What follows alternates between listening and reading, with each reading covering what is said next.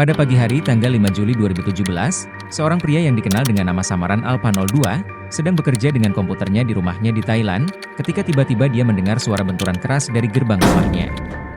Dia secara spontan meninggalkan komputernya untuk mencari tahu apa yang terjadi, meninggalkan komputernya dalam keadaan standby. Sebuah kesalahan besar yang seharusnya tidak dia lakukan. Di luar, beberapa pihak berwenang Thailand telah membuat keributan dengan sengaja menabrak gerbang dengan mobil mereka. Apakah ini momen terakhir dari Raja Dark Web? Dark Web, bagian tersembunyi dari internet, diciptakan pada awal tahun 2000-an oleh Laboratorium Penelitian Angkatan Laut AS. Awalnya dirancang untuk komunikasi anonim. Dengan fondasi ini lalu dikembangkan Tor atau The Onion Router pada tahun 2002 yang memungkinkan pengguna menjelajah secara anonim dan mengakses situs yang tidak terindeks oleh search engine tradisional. Awalnya ditujukan untuk pendukung privasi dan jurnalis, namun Dark Web segera menjadi terkenal karena aktivitas ilegalnya, termasuk perdagangan narkoba dan penjualan senjata. Munculnya Bitcoin pada tahun 2009 secara signifikan memicu pertumbuhan Dark Web. Sebagai mata uang kripto terdesentralisasi pertama, Bitcoin memungkinkan pengguna melakukan transaksi tanpa mengungkapkan identitas mereka, sehingga ideal untuk perdagangan gelap. Silk Road diluncurkan pada tahun 2011 oleh Ross Ulbricht, menjadi marketplace Dark Web besar pertama. Reputasinya cukup melegenda, memfasilitasi penjualan obat-obatan terlarang dan barang ilegal lainnya secara anonim hingga ditutup oleh penegak hukum pada tahun 2013. Selama bertahun-tahun, berbagai marketplace muncul di Dark Web, seperti Alphabay pada tahun 2014, Hansa, dan banyak lainnya. Dark Web kini menjadi ekosistem yang kompleks di mana anonimitas tumbuh subur, tidak hanya menarik para penjahat tetapi juga mereka yang mencari privasi dari rezim yang menindas.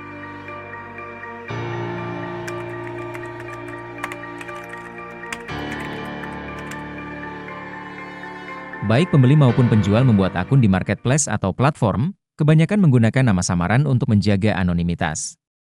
Ketika pembeli ingin melakukan pembelian, mereka mengirimkan Bitcoin ke dompet escrow operator platform.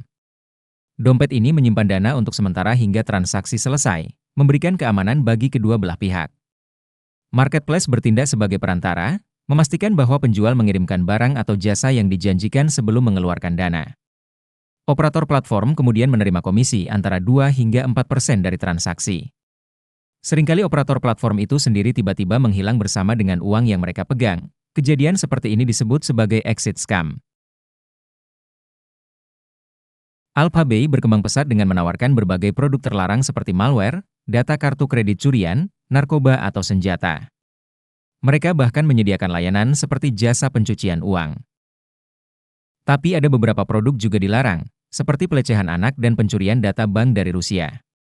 Karena mungkin takut terhadap otoritas Rusia atau Alphabay mungkin berpura-pura menjadi orang Rusia untuk menyesatkan penyelidikan. Platform ini kinerjanya baik dan mendominasi Dark Web, sementara marketplace lainnya muncul dan menghilang. Penggunanya meningkat pesat, hingga berjumlah 200.000 user dan 40.000 seller. Dan pada tahun 2017 penjualannya mencapai lebih dari $500.000 per hari. Dengan setiap transaksi, Alpha02 mendapat komisi 2 hingga 4%. Dengan sangat cepat dia menjadi multimilioner. Seluruh organisasi Alphabay bekerja di bawahnya, dengan asisten kepercayaannya The Snake dan beberapa moderator untuk menangani dispute penjualan.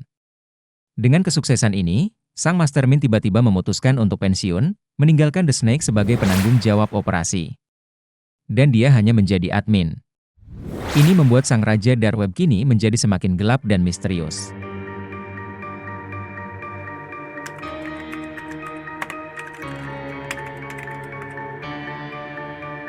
Para penyelidik Amerika bekerja sama dengan 7 otoritas lain di seluruh dunia, memulai pencarian siapa dalang di balik Alphabay. Namun organisasi ini terbukti tangguh, dengan jaringan berlapis-lapis dan routing data melalui server acak di seluruh dunia, sengaja untuk mempersulit pencarian lokasi operator dan seller sebenarnya. Para penyelidik tidak dapat memecahkan sistem tersebut. Mereka harus mencari cara lain. Aparat lalu menyamar sebagai pembeli produk haram tersebut. Mereka berharap perusahaan packing atau delivery bisa memberikan petunjuk identitas operator dan seller. Atau mungkin mereka akan melakukan kesalahan dengan membeberkan informasi yang bisa mengarah ke dalang. Lagi-lagi investigator gigit jari. Alpha02 sangat teliti, dia tidak bisa dilacak. Hingga pada Desember 2016, Robert Miller, seorang agen dia yang menangani kasus ini, tiba-tiba menerima email di inbox-nya dari pengirim anonim. Email ini adalah welcome email untuk pengguna baru di Alphabay. Ini ternyata menjadi terobosan besar dalam kasus ini. Alpha02 mungkin telah membuat kesalahan besar di tahun-tahun awal Alphabay dengan mengirimkan email sambutan kepada setiap pengguna baru. Alamat email pengirim sebenarnya terlihat di metadata email ini. Email tip ini mungkin dikirim oleh seseorang yang tidak menyukai Alpha02, atau dia mungkin pesaing Alphabay. Pengirim email selamat datang adalah Pimpalex91 Hotmail. Inilah terobosan yang dinantikan oleh aparat dalam kasus ini. Setelah penyelidikan lebih lanjut, agen DEA kemudian dapat menghubungkan email ini ke seseorang bernama Alexander Kazes dari Quebec, Kanada.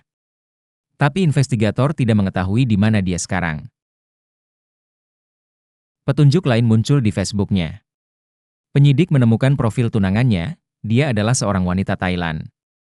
Para penyelidik kemudian menemukan petunjuk bahwa mereka mungkin tinggal di Bangkok. Dengan bantuan otoritas lokal Thailand, penyelidik menemukan 3 properti di Bangkok milik Kazes, dan 1 holiday villa di Phuket.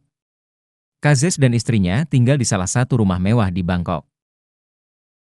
Untuk memahami rutinitas hariannya, penyidik mulai membuntutinya. Gaya hidup multimilioner ini termasuk memiliki beberapa supercar mahal. Ia berkeliling Bangkok dengan Lamborghini-nya. Penyidik juga menyadap ponselnya.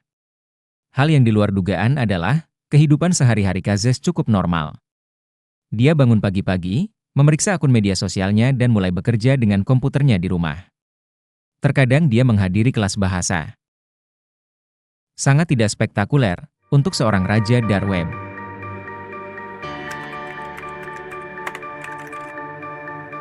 Pada saat itu Alphabay adalah pasar terbesar di dark web dan Alpha02 sedang berada di puncak dunia.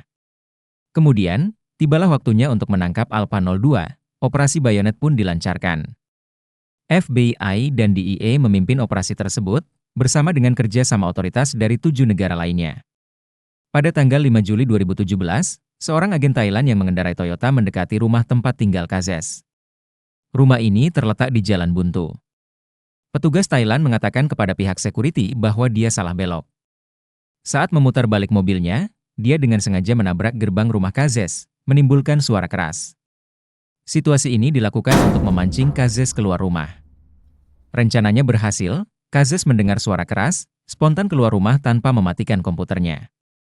Begitu dia keluar rumah, beberapa pihak berwenang Thailand menangkap Kazes.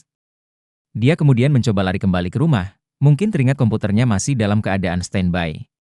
Tapi para agen sangat sigap, Kazes tidak punya peluang kembali ke rumahnya. Para agen kemudian menyerbu masuk rumah Kazes, mengamankan komputernya yang tidak terkunci. Alpha02 ternyata masih login ke server Alphabay. Dia, pada posisi skak mati. Warga negara Kanada ini memiliki kekayaan lebih dari 23 juta dolar, memiliki hotel, rumah eksklusif, mobil kelas atas, dan jutaan mata uang kripto.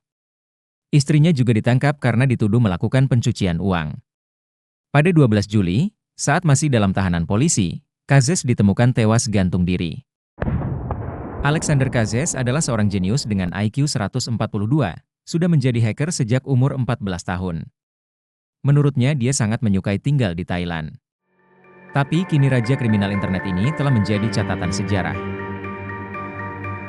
Pada hari yang sama, Departemen Kehakiman Amerika mengumumkan pemberedelan Alphabay, sebuah marketplace terbesar dalam sejarah dark web. Alphabay telah tamat riwayatnya. Siapa yang akan menggantikan posisinya? Pastinya banyak pemain baru yang akan mengambil alih, dan siklus permainan kucing dan tikus yang baru akan dimulai lagi. Kita sudah sampai penghujung video. Jika Anda menyukai video seperti ini, bantu kami klik like, share dengan yang lain, dan jangan lupa klik subscribe.